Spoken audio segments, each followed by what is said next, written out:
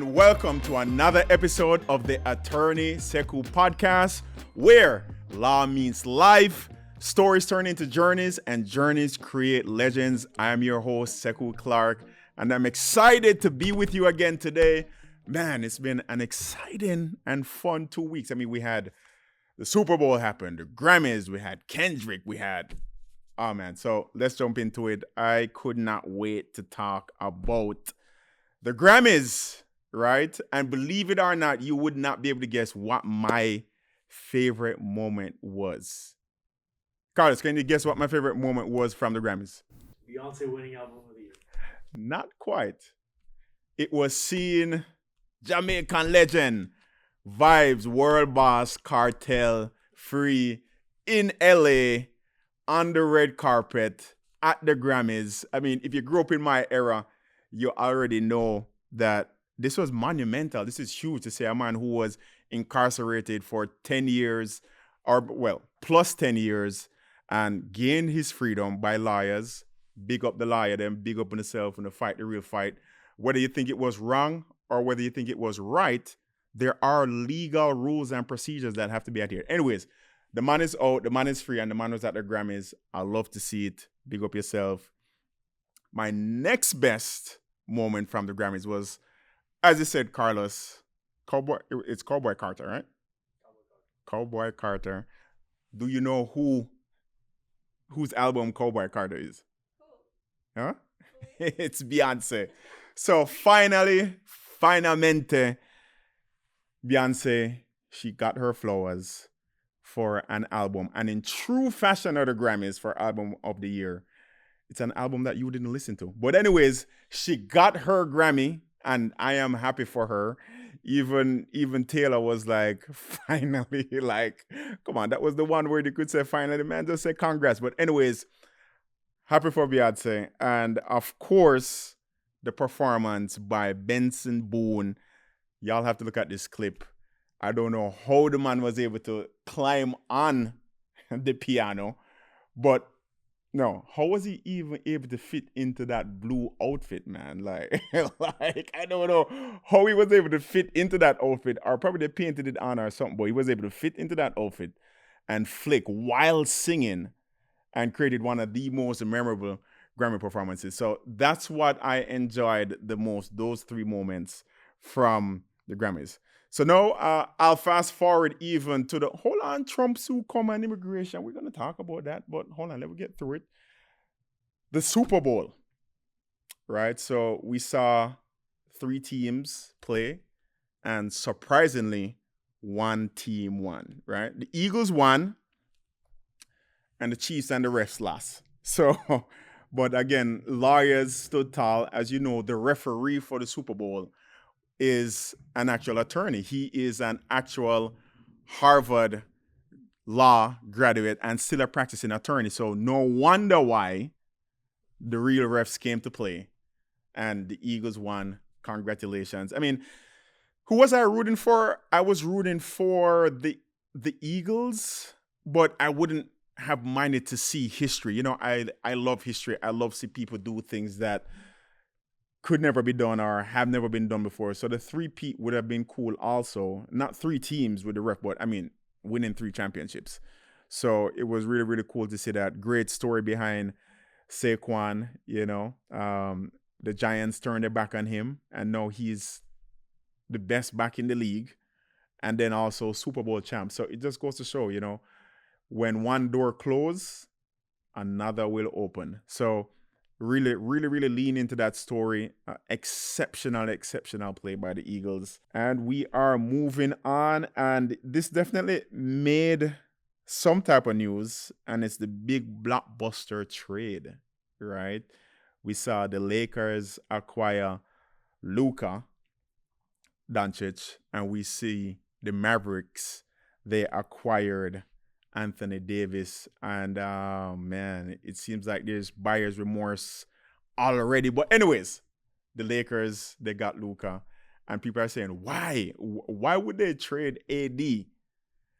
And the Mavs are saying, no, we know why you traded him. But anyways, that's the news for the big trade that went on this week. A lot going on. So finally, we're here.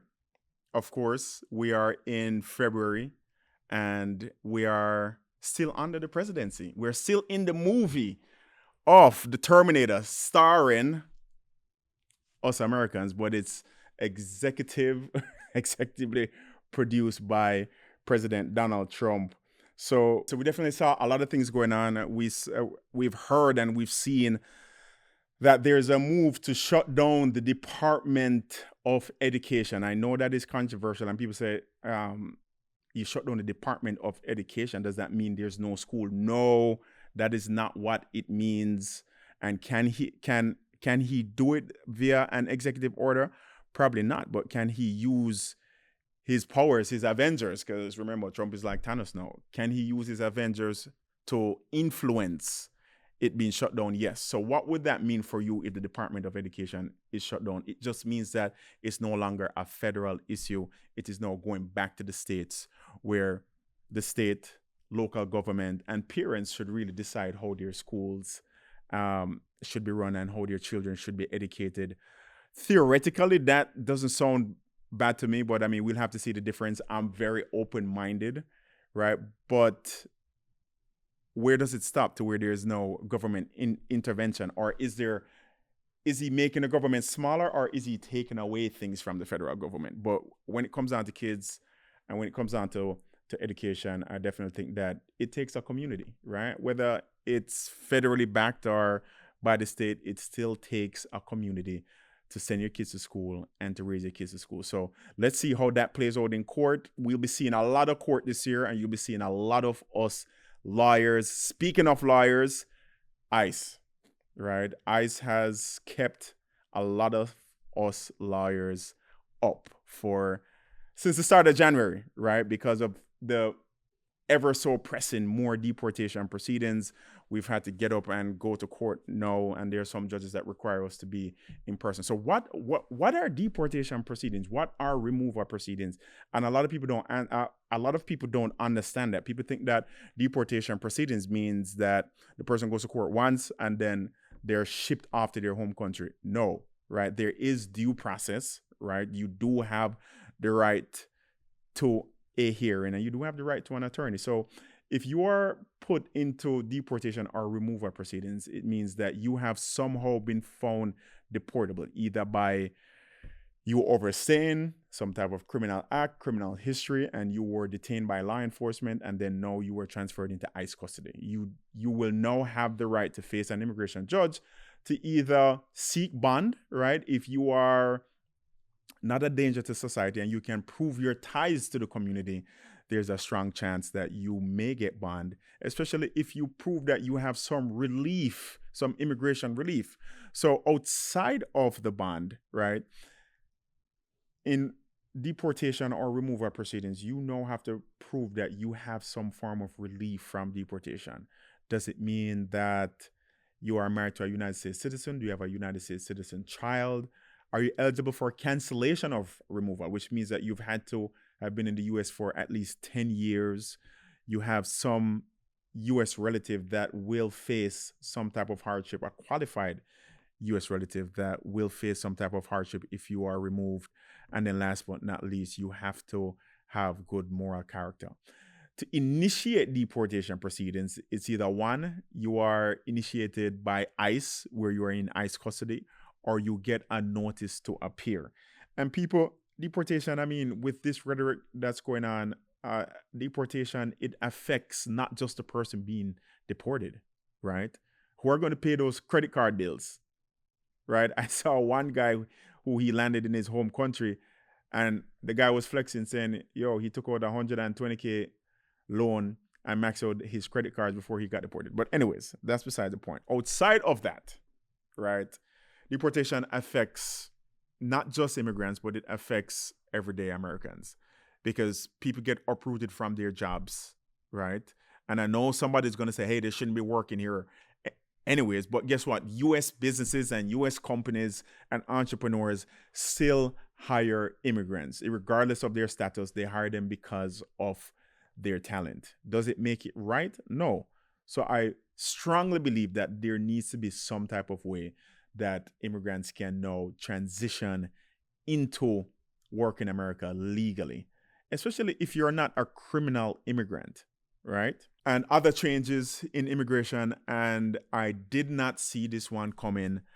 President Trump has canceled temporary protected status for Venezuela. So the acronym is TPS. So a lot of countries get TPS if there's some type of political or natural disaster going on in their home country. The US actually takes these people and say, hey, you can come here as a refuge, you'll get a work permit, and you will have legal status, right?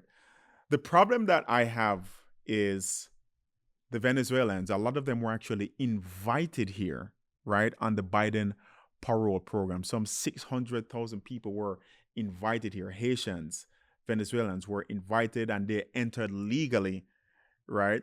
They entered legally and they have TPS. They have been working. And if you've worked with a Venezuelan, right, or a legit Haitian, I mean, you are getting the best possible work that that person can offer.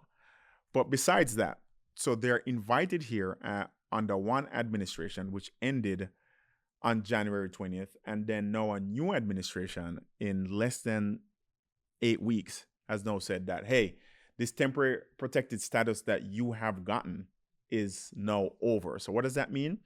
TPS for Venezuelans, it has been in place for 3 to 5 years, right? So that means someone that was invited here, they got TPS legally, right? They have been working, they have integrated, they brought their families here, they're paying taxes, their children go to school, they are your friends, they are your employees. Some of them have their own businesses. And then now you are telling them that, hey, it is over, go home. Talk about a bait and switch, right? And that's my only problem. I definitely feel like there could have been a more reasonable transition. Again, get out the criminals, but the people that are here legally, that was provided a pathway, don't just take it away. Don't just yank the rug from under them. I feel like that is extremely un-American. I feel like you're that guest that was invited over, you come over and everything is good, and then all of a sudden the person turn off the TV and the lights and be like, yo, man, I'm tired, go home. After you made all your plans to come over. So that is what is happening. So a lot of changes as usual. And last but not least, the tariffs, they are here.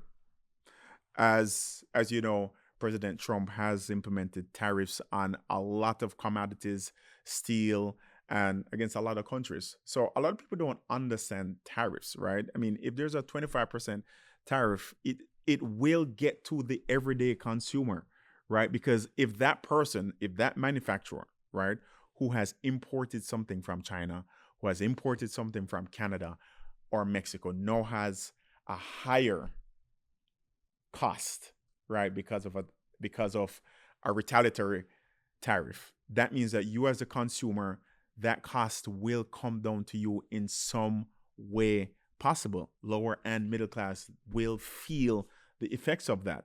So I mean, a tariff, it's not cool to say, yeah, put tariffs on them, America first. Yes, I am for America first. Absolutely. The USFA is the greatest country in the world to own a business. It's the greatest country in the world to be an entrepreneur. But guess what? There are people who don't own businesses, and there are people who aren't entrepreneurs, and you will feel any type of decision where you are caught up in the middle of trade wars, where a cost of importing goods will now come down to you. And but hold on, for you entrepreneurs and business owners, guess what? I mean, yes, America first, but if you do not have the immigrants, right, you are now going to have to pay that person who sits at the front desk, or who you are now paying $18 an hour. You are now going to have to pay them $30, because we are going to do America first. But there has been a culture of immigrants that the immigrants did not create, right? It goes back way to the 1800s, right? It goes back to the Japanese first. Then it went to the Mexicans. No. Hold on. The Africans first, actually. But not a history lesson today. I'm just saying things can be done much, much more responsibly. And that's all I'm saying. We have an exciting guest coming up. And let's jump into it. I can't wait for you to hear this interview. And now, without further ado, let's welcome our next guest. But he's just not any guest. A really good friend of mine, former athlete, keynote speaker, motivational speaker, and author, my friend, Charles Bailey Jr. What's going on? Finally made it happen. It's so good to see you. Thank you, guys. Let you sit down first, man. This is your house. No, it's our house. No. All right, Charles, man. Thank you Yes, so sir. much again. I know your schedule is hectic, and Sure. I just appreciate it. We've been talking about doing this for like 2-3 years now. Yeah, it feels like it's been a lifetime, man. From even before you've had your podcast, from before you wrote your first book. Yes, sir. But first of all, let me just say, I'm proud of you for the glow up. Uh, When you say things like how many years we've been talking about this, Yeah. I was telling one of your production team how long we've known each other. Yeah. I remember this guy when he looked like an NFL linebacker and he had the chance to make his Olympic dream come true. And I'll never forget, he says to me, this is the last chance. Yeah. Either I make the team or I'm going to law school. And look Exactly. at what you've done. I'm so proud of you, man. God is good, right? Yes, he is. He's better than good. He's great. He's great. So Charles, man, I mean, it's a shame I only have you here for a short amount of time Sure. because there's so much you've done. There's so much you've covered. I remember the last time I texted you, it was a picture I was coming through the airport. Okay. And I see a picture of you at Visit the airport. Orlando, And yeah. I was like, hold on, I know this guy.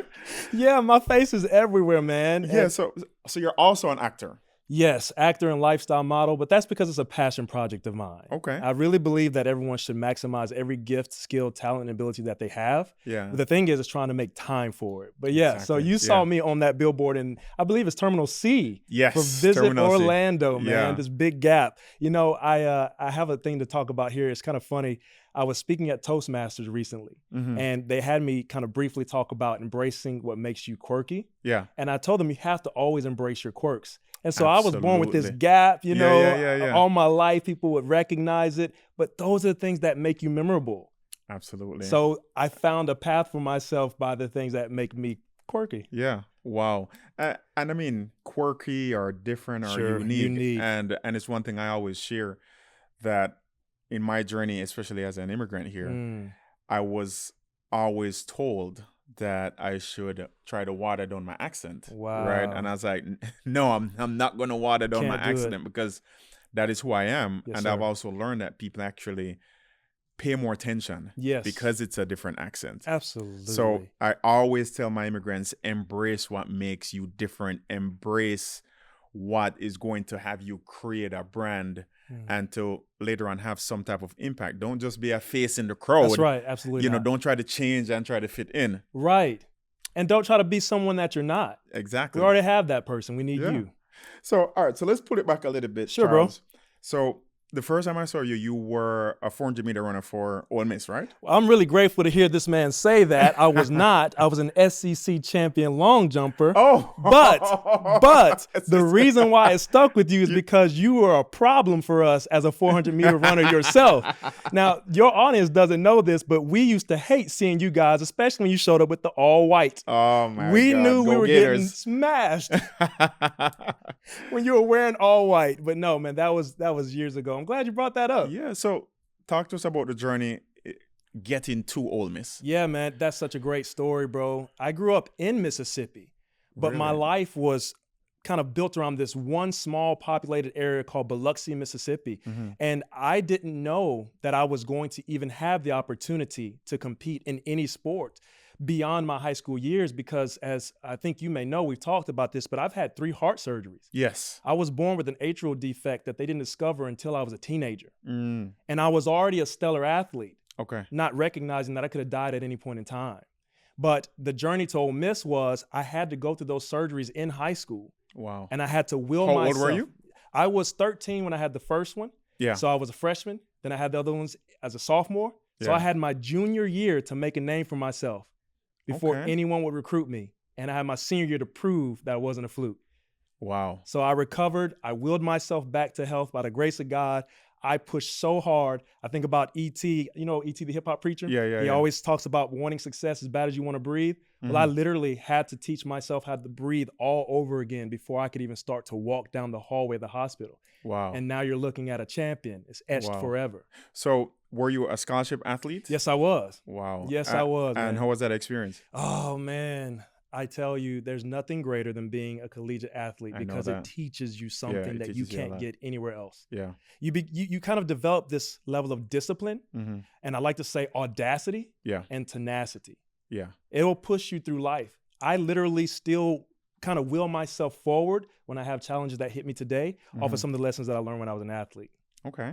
So you transitioned from Ole Miss. Yes. You were SEC champion in the long jump. Yeah, man. Right. Hotty toddy.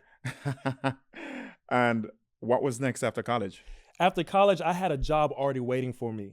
It's kind of unique, and I hope that your audience takes this in because I was in a business class. Okay. And I hadn't the faintest clue what I was going to do after I graduated. Yeah. But there was a CEO that came into one of our classes. It was actually economics. And he was the CEO of what's right now still the largest privately owned wireless company in the United States.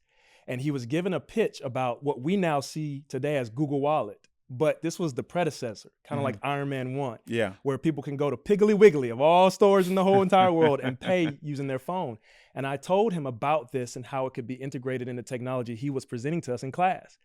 And it impressed him so much that he said, I want to have you come down to our offices. And they hired me literally that same day. Wow. My first ever business interview. I didn't even have a diploma yet.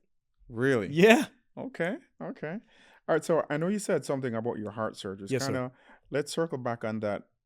Tell us how you were able to overcome those challenges, especially with 3 surgeries as a teenager. Sure. How were you able to overcome that? I'm sure it was a lot of faith, a lot of prayer. I come from a family that is strong believers, Christian background, Christian faith, and they taught me the importance of understanding that your life is going to have some struggles and troubles and tests. Okay. But those are the things that will help you define and find who you are. So what helped me walk through it was 1, praying mama, praying father, family, great support. But also, as you said, being an athlete, I knew what it was like to struggle for something that I wanted. Yeah. So the hardest part was recognizing that this could cost me my life. Wow. The hardest part wasn't the recovery. It was knowing that I wasn't sure if I would survive the surgery. Wow. And not many people have that feeling where and we all can say this, there's 2 parts of the body that we're aware of that we don't want to have surgery on. And one is the brain. One is brain, one is the heart. And the other is the heart. Wow. So for me, it was just a matter of deciding and willing myself, focusing on what the doctor told me to do, but also telling them, and I literally said this, I'm going to be a champion. Wow. I was speaking it before I even knew that I believed it. Okay. Yeah. All right. So heart surgeries, Sure. SEC champion, landed your first job. Yeah. At what point did you decide that you were going to be a motivational speaker / actor? That's really cool, man. So that first job, shout out to C Spire Wireless. They're based out of Mississippi, but they're a national brand. But they're the first ones to actually put me on camera. Okay. And so what happened was they had me doing some description for this incredible device. But in that, they found that I had a gift.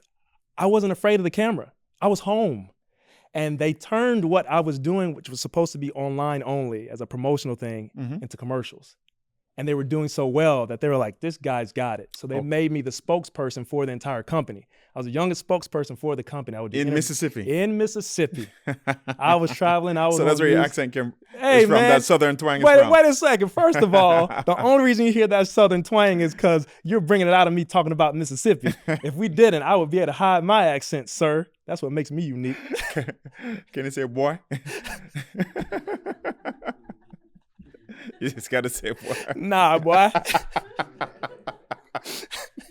Don't you embarrass my home state like this, Sekou. All right. So Mississippi gave you your first opportunity. Yes, sir. And you were on camera. So then Aspire Higher. Yeah. So how did that vision come about, Aspire Higher, and what is it? I appreciate you asking, man. So Aspire Higher Enterprises is basically the umbrella for all the endeavors that my wife and I do. As you said, we're authors. We actually have a publishing company. And wow. Yeah, so it's pretty. In fact, our book is published under our own imprint. We help people to get their stories out. but I'll talk about that more later. Yeah. Aspire Higher is something that allowed me to inspire other people to set higher aspirations for their business, their life, and also their leadership. I believe that everyone has to know that they're not what they do. They're not what their work is, but there is still more work to be done. Yeah. So we help them to kind of decipher and then get that splitting line so they can clearly see that they have a purpose that's bigger than bringing in the bag or making money or making millions, but also the impact. They're literally change agents. What they do can create movement and culture. So we help them to see that so they can shape their mission and vision better and then use their platforms to then do it. Okay. Yeah. Nice. So under the Aspire Higher brand, there are like different entities. So Yes, sir. like there's like the motivational speaking Yes. and the publishing company. Yes, sir. Okay. All right. So it's almost like a holding company. Yes, it is. But it's still a really good brand in itself because the message carries. And Absolutely. so I'm more tied to it from the keynote speaking side when you say Aspire Higher, because when I go into these corporations or I've spoken at Major League Soccer and organizations, that I bring this sense of higher elevated aspirations so that they can then see that what they're doing has a greater call and mission and value and purpose in society. Okay.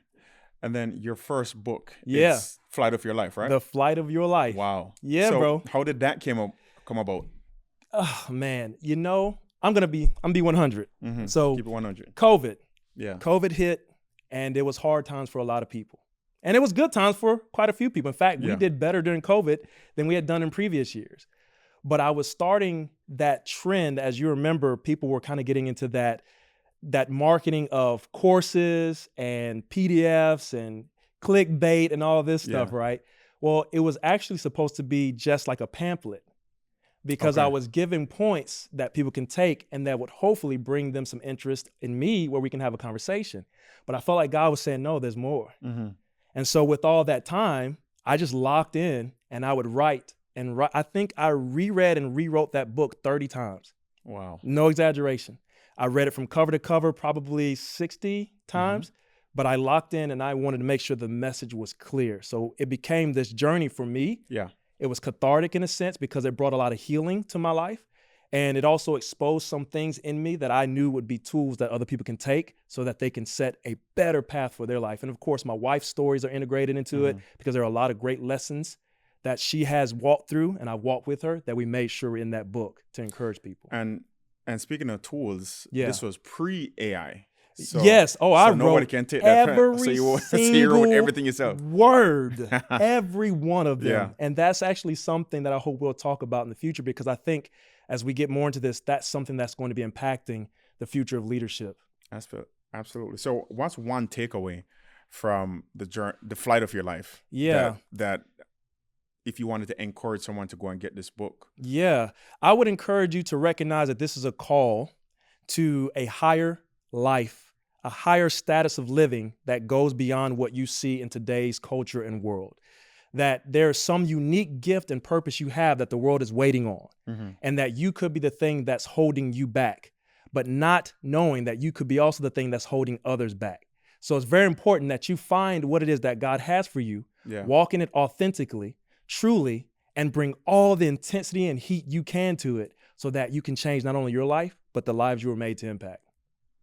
That's heavy. Yeah, bro. That's heavy. This is not a light read. Yeah. This will check. This will check and challenge your heart. All right. So I was going through a lot of your stuff, Charles, and in one of your signature keynotes, Flight. Yeah. Right. FLIGHT, and it's in big bold. You discussed generating momentum, right? Share some specific strategies that leaders can take to really generate momentum in their business or their circles. Absolutely. Yeah. In fact, I came up with a formula. That's what that flight is. Yeah. And I say that this is the massive momentum principle. So you have F, which is focus. There's a high level of focus that is required in order for you to really take flight, in order for you to lead the way you're supposed to, live the way you're supposed to, love the way you're supposed to. The next one is leadership, but not just the overarching leadership, self-leadership. People aren't really taking accountability for their lives, their decisions, and their actions. That was one of the hardest lessons I had to learn. So you have to take the reins because God has given you the authority to reign. And then you have I. It's either imagination or intensity. And most of us need to raise both. G is partnered with H. there's a multiplier. Good help, great help, and ultimately God's help. And the last one is T, time. I will tell you like this. In fact, we laughed about it pre-show. There's 3 phases of time. I don't care who tells you different. You heard it from Coach Charles. It's either your time, it's not your time, or you're almost out of time. Exactly. So you better start taking it serious. And I always say to my viewers is that time, it's this commodity that when you're in it, you always think you have more time. You know, like so many people always think, hey, man, I have more time to shoot some more content. I have more time to speak to my parents, call my friend. I have more time to travel. Deep. Yes, sir. And then that time goes by and you get distracted or you don't gather the right resources to try to make more time. And then before you know it, you're out of time. You're out of time. And it even lends into your point of accountability. Yes, sir. I think that's one of the biggest things that holds back a lot of people is as humans, we tend to throw the blame or find excuses instead of really honing in on our responsibility. Yeah. Absolutely. You know, but to loop it in with time, us tend to spend a lot of time throwing the blame. Yeah. Or saying, I don't have these resources or this person didn't give me that opportunity instead of using the time to try to find resources or trying to develop a different skill or just come up with a different plan. Sure. Absolutely. You know, so I love that. I appreciate that, man. I love that. And actionable accountability. So like this is one thing you always emphasize and we were just discussing that.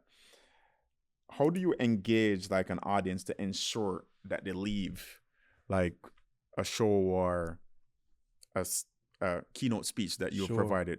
What type of action or takeaways do you give them? Absolutely. Well, first is how you approach them. Yeah.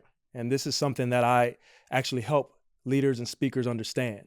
If you're going to impact someone's life, you have to recognize that it's not about you. It's about them. Yeah. The moment that you take it off of you, then all of a sudden now you're there to do what you're there to do. That's to help them. Yeah. They want you to do well. So some of the takeaways is how I relate and connect to them, which then I use other things to connect with them. Some people are visual learners, so I'll use graphs. Some people are audible. I may use sound bites or clips. Some people are tactile, so I'll use activities. I'll do things that we can do together as a group so that they feel engaged. That way that whatever I say, they can take something from it, but take something with them. Okay, that's good. So, I mean, of course, as 2 former athletes. Oh, yeah. Right? And it's something I love to encourage my current pro athletes. Okay. And even the ones that are in college right now trying to go pro. Yes, sir. I say you can transition from being an athlete to being a business owner, CEO, entrepreneur, whatever it is. But I realized that the mark that a lot of athletes or even entertainers miss is that you spend so much of your life identifying as an athlete or identifying as an entertainer. So when the lights go off, you're now left into who am I now? Like, which road do I go down? Right. Yes. And a lot of athletes and entertainers, they don't close that gap between the 2 different identities. The one where you're no longer the star of the show or the star on the track or on the field, and failing to realize that if you were able to captivate millions of people if you were able to compete at a high level, you are still able to dominate it in business because all those attributes of discipline, right? They're all transferable, but a lot of them miss that point, right? How were you able to transition as an athlete like this? I mean, you were an athlete for over 20 years. Yeah, isn't that crazy? And then transition into a CEO, entrepreneur. You know, the answer to that is because I always had a vision, and then going back to my surgeries, knowing how fast time could be taken away from you, I think it forced me to recognize that I was more than just an athlete. Yeah. And I think that athletes also have to recognize that it's just a platform. Yeah. First of all, most athletes don't recognize that they're already a CEO. In one of my keynotes, that's what I tell people. Point. That's a really good You point. have to be the CEO of YOU Incorporated. And I ask a question from the stage, no matter where I am. I say, if you are the CEO of YOU, would you hire yourself or fire yourself based on the results or the vision you set for the company? So most athletes don't want to address it because they're afraid. Yeah. Because they're afraid of losing what made them feel valuable or relevant. Yes. Not recognizing that that's the value. Yeah. I almost want to say, dummy, you got the platform. You have the people. You have the Yeah. ear. So you need to then figure out how can you add value to the people who you're already impacting. Yeah. And then you can build a brand around that so it won't require so much extra work. But then the second part of it is also maximizing your life. As an athlete, all you want to do is become the best. So why not say to yourself, what does it mean to become the best version of me? Me, not the athlete, me. Maybe it's going back to school. I love seeing those pro athletes who made that promise to their mama. Yeah. They went on win championships. They retire from the NBA or NFL and they go back to college. Mm-hmm. They're 40 years old sitting in class with freshmen. That's the point. You have to set a vision and then commit to it just like you did as an athlete. That's good. Resilience and change. So you've mentioned that growth happens when we embrace resistance. Sure. Right. What does that actually mean? Well, back to what we talked about earlier, life comes with its challenges. But if you think of an airplane taking off, airplanes can't take off without resistance. Yeah. Bottom line. So if you don't have any challenge, you don't have any success. And that's the essence of life. Life is a journey, but it's a series of sprints. Mm-hmm. Can you run through the wind? Mm-hmm. Can you run if everything is against you? Are you willing to say, this is who I want to become? I believe it so much that I'm willing to run it by myself if I have to. That's the audacity and tenacity that I was addressing earlier. So you have to find that. Once you find that and define that, then you know that you're willing to take on whatever storm comes, because the storm is not the end. It's just the beginning of more of who you are. Exactly. So a lot of people struggle with finding that tenacity or finding what their purpose is, finding what the next step is. How would you approach that to someone? Yeah, I approach it differently for everyone, Sekou, to be honest with you. The truth is I really believe this word purpose has become a buzzword, but there are some people that shouldn't be talking about it because you can't find purpose without going to the one who gives it. If you make the cup, then you're the one that knows how it's supposed to be used. Correct. If you give the cup to a friend and they ask you how to use it, this is how it was designed. So most people miss it because they don't have a real relationship with God. For me, it's important. It's the utmost of importance. So I tell people you need to get back into oneness with the one who knows you best. Now, if they're not willing to do that, then fine, we can fabricate some version of purpose, but then that just comes down to intentionality. Yeah. And you have to be willing to set an intention and then be willing to go for it, whether you fail or whether you win. Yeah. Yeah. I appreciate that answer, man. That's really, really good. By all means. I was watching one of your posts recently and you were commenting on the inability for Black actors like yourself to get opportunities. What are your thoughts on that?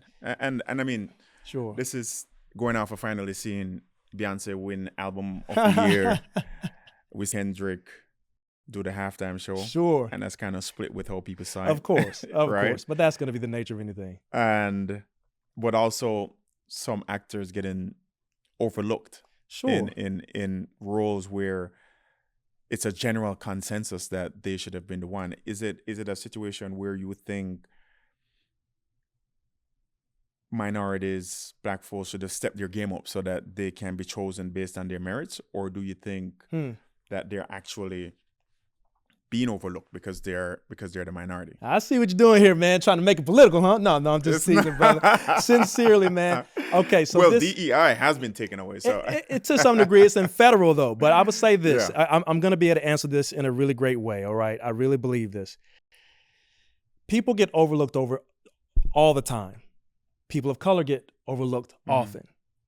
I don't think it's a stepping up of the game because oftentimes that's how we have to live anyway, being a person of color. You typically have to raise the bar higher than those around you and your predecessors to even be noticed. What I think will be the strongest thing for us is not raising the bar on the industry, but raising the bar on ourselves and creating industry. Absolutely. You see people now starting to get the message. Yeah. We don't need to wait on someone else to create an opportunity for us. I love that. Open the door your daggum self. Yeah. I heard a pastor say one time, he said, if you have a knock on the door, it's not your door. We have keys. Yeah. So we just need to open the ones that belong to us. And I love seeing people like Tyler Perry, whether you agree with him or not, still creates a lot of opportunities for people of color. Yeah. I love what Cat Williams is doing now. He just bought, I think, 1,000 acres or more, something like that in Alabama for his own production studio. The more we do that, we become the industry. Yeah. And we don't have to gatekeep any longer. Gates wide open. So you're saying that the opportunities are there. We just have to be the ones to create them. Exactly. And here's another curveball. Okay. Here's another curveball for you, right? So Black History Month. Sure. We're in Black History Month. I mean, it's a great month thus far, based on Super Bowl, all types of stuff. Yeah. What are your thoughts on the necessity of Black History Month? Yeah. Do you think it's something that should be continued, or do you think it's just really up to Black Americans to move forward on their own and not try to seek this validation? Man, this is a great question. I'm not sure what possessed you to make these curveballs happen today, but that's all right, man. Yeah. I will say it like this, brother, because I speak from both sides of it, and it's not two sides of the mouth. Yeah. Black History Month is important to have a month where it's recognized, but I don't necessarily see it as the necessity to recognize Black significance or importance, because I'm someone who grew up in Mississippi. Yeah. And we had the month, and many of us didn't really celebrate it appropriately. Or we only learned what we saw in that month. Yeah. When there's so much history behind everything, much of the history of what we've been able to bring to America and bring into existence, we're sitting in. The cell phone, the satellite, these LCD screens. These are Black inventors. Yeah. GPS. A lot of people don't even know this, but I'm consciously invested in learning it for myself, because they are showing me all the time that there's excellence within me. And I'm going to do everything to become Black history. Whoa. Every month. I love that. You should drop that mic right there. All right. You can't even drop it. But I appreciate that. So as we wrap up, in terms of your coaching insights, right? Yes, sir. And practice, what common challenges do you see among other business leaders into how they overcome obstacles? You know, that's a great question. I would say part of it is most of them have the things that we already talked about, right? They have the discipline, they have the audacity, they have tenacity. What I found the biggest challenge is, and you've probably heard this, is that imposter syndrome. Even when you're successful, you wonder and feel if you're doing enough. Yeah. Did you make it to the level that you needed to make it to? And I'm sure you feel this. You know, you have businesses all around the world, man. But I'm sure there are nights where you wake up in a cold sweat wondering, you know, what am I going to do tomorrow? Or did I miss this? Or how did I? Because in the inside of you, there's a great weight. You're carrying more than just businesses. Now you have families that you're a part of, that you are really sustaining. And these people are building legacy off of their income. And you're trying to build something that lasts beyond you so that they can have lasting employment. So I think that recognizing that once you're already in the seat, you're already in the seat. Yes. The seat doesn't validate you. You validate the seat. Absolutely. So that's something that I help my leaders and CEOs recognize. You don't have to do more. You've done enough. What we need you to do is continue to be who you are, and then help other people make or find the seat for themselves. I love that. Yeah, I bro. love that. And just to add to that, one big thing of mine, we've grown up with the notion that we have to fight for a seat at the table. Yeah. And especially in my legal journey here in Florida, where we're the super uber minority, right? But who cares about being a minority? Absolutely. Who cares? But you are able to make your own table, and the people will come. Once it's a good table, the people will come. You don't have to knock on people's doors. That's because right. if you have to knock on it, it wasn't yours. It's not your door. Right? You don't have to ask for permission. That's right. And you don't have to be invited to the party at because all. you can create your own. But most on, importantly, Sekou. you can create your own table. Yeah. And choose to go into the rooms where you are welcome to that table. Yeah, that's right. That's right. So, but I know we're running out of time. Last but not least, Sure. your future vision, looking ahead. How do you envision your publishing company, your coaching, just you as a leader? Thanks, and man. trying to change the game as a motivational speaker?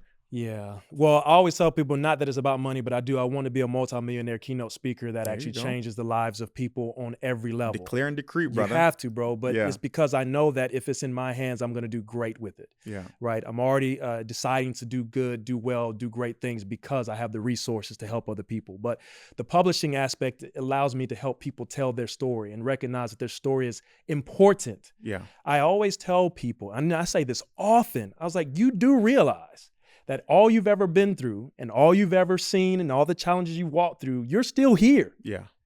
That means you have all of that knowledge to give to someone who needs the same courage you wish you had when you were walking through it.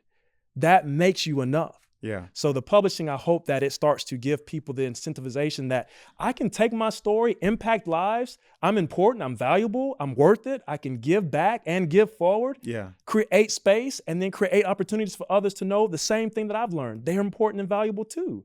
Wow. That's what I want for people. And then I want leadership to change from I'm out in front to I'm behind, Yes. pushing people forward. Yeah. That's what I always tell people. When you get the seat at the table, it's yours. It's absolutely So yours. you don't have to fight to stay there. Correct. You can tell people Yeah. to get out if they, Yeah. you get it. But Yeah. you can also position people so that they can see, man, I like sitting here. I can do this too. Making avenues, carving paths for other people so that they can walk forward. That's my vision. I appreciate that. Charles, where can people My find brother. you? Man, they can find me anywhere they want to find me if they book me. That's what I tell you. How No, can but- people book you? Of course. Where can they buy your book? Yes, sir. Yeah. The book is available anywhere books are sold in over 90 countries. You can find me online at aspirehigherlife.com. I'm on most of my social medias as Charles L. Bailey, just like the Irish Cream Jr. And I would love nothing more than to bring this energy to your team, your corporation, your conference as a keynoter. Well, you definitely brought some energy here tonight. And My man. accepted those curveballs extremely You know, well. I was an all-star baseball player too before those surgeries, man. Just telling you. Well, Charles, appreciate you, man. Thank you for coming. Yeah, man, I love you, brother. Thank you so much yeah. for who you are and what you're doing. Yeah. Thank you, guys.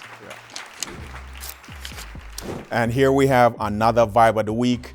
And the quote that I've been thinking of is the only way to do great work is to do what you love. Steve Jobs. And this is so underestimated in today's world where we are faced with all type of stimuli such as money, cars, there's social media showing everything and people going into the wrong jobs, the wrong professions, starting the wrong businesses without actually loving it. And when you do something that you do not love, the evidence, the science is there that after a while, it's a different type of stress that will hit you. So how do you love what you do, right? You have to be passionate and not just passionate about doing the job, but passionate about the people that you work with, about selecting the right people for your business or your journey, creating the right resources, being passionate to gain new knowledge, taking the time out to learn, purchase, and just seek additional resources, because this journey that you're going through, this journey that you're going down, you will never get back that time. So if you're going to put time in it, make sure you know your why, but most importantly, make sure you love what you do. And that is where the greatness will come from. And that's my vibe of the week.